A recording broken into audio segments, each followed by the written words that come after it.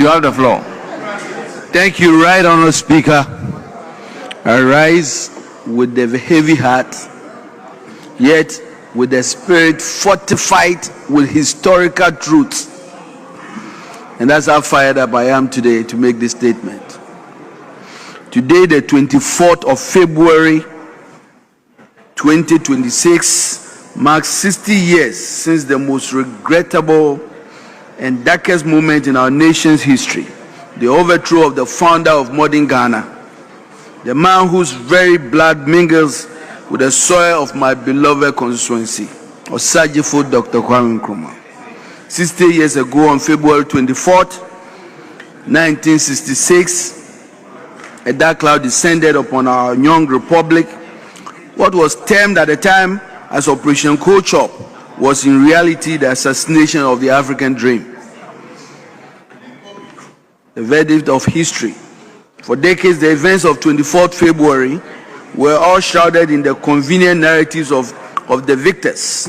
But today, 60 years removed from that fateful day, the fog of propaganda has been lifted by the cold, hard light of the classified truth. Mr. Speaker, we must place on the permanent record of this House that what happened on that day was not merely a coup. It was an assassination of a dream, orchestrated by individuals who could not bear to see an independent, self-reliant, and powerful black star shining so brightly. Today we know from the classified records across the globe that what really happened was a well-coordinated plot timed to occur while our president was on a peace mission to Hanoi, seeking an end to the Vietnam War. It was a stab in the back delivered by those who saw Nkrumah's Ghana as a threat to their neo-colonial agenda. As confirmed by His Excellency the President recently, during the 68th Independence Day celebrations, and now supported by overwhelming documentary evidence from across the globe, the overthrow of Dr. Kwame Nkrumah was a coup inspired, engineered, and executed with the active complicity of external forces. The crime of Nkrumah was not mismanagement. It was his audacity to dream of a United States of Africa. An Africa that will control its own resources, threatening the grip of neocolonialism. Mr. Speaker, let us call it what it was, an act of international aggression against a sovereign African state. The coup did not just remove a man, it shattered the vision of an industrialized, self-reliant Ghana. It halted the construction of a nation that will process its own cocoa, refine its own oil, and manufacture its own goods. It plunged us into decades of political instability, backtracking on our progress we had made, setting back our attainment of nationhood by a generation. As we acknowledge the tragedy of the overthrow, we must, with equal vigor, reaffirm the unparalleled and singular role Kwame Nkrumah played during the birthing of this nation. There are those who, driven by political expediency or historical revisionism, may seek to diminish this legacy. Mr. Speaker, let no one be deceived. Kwame Nkrumah was not just a participant in Ghana's independence struggle. He was the architect, the driving force, and the strategic genius behind that movement. While we honor the contributions of all our forebears, and we must honor them for their contributions, the historical facts are unequivocal. It was Nkrumah who, upon his return from the US and UK in 1947, brought a radical energy to the politics of the Gold Coast.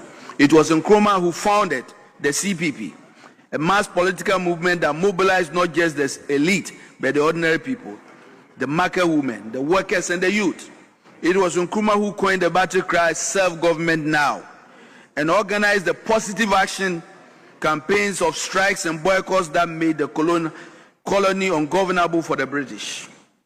When he was imprisoned by the colonial authorities for his activism, it was Nkrumah's party that won the 1951 election, forcing the British to release him and invite him to lead government business. And it was Kwame Nkrumah who, on the night of the 6th of March, 1957, stood before the world and declared that the Ghanaian people were free forever.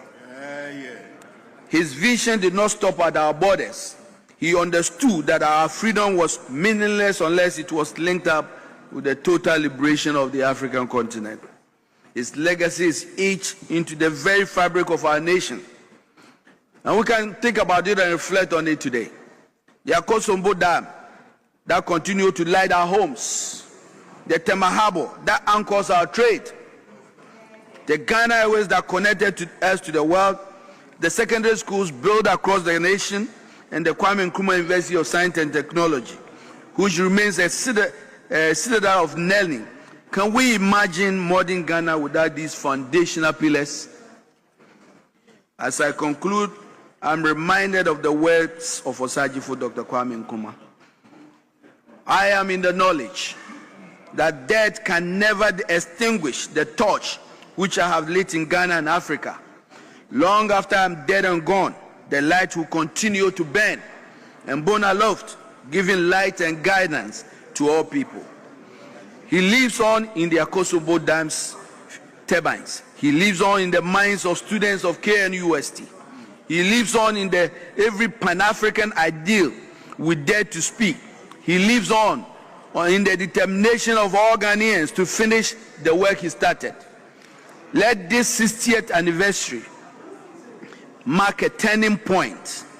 Let us as one people finally agree on the important and indispensable role of Osaji Dr. Kwame Nkrumah in founding our country. Let's recommit to the ideals of self-reliance, Pan-African unity, and the industrial transformation that Kwame Nkrumah so tirelessly championed. May his soul continue to rest in perfect peace. Amen. And may the example of his life forever guide our path. Amen. God bless our homeland Ghana. Thank you, Right Honorable Speaker.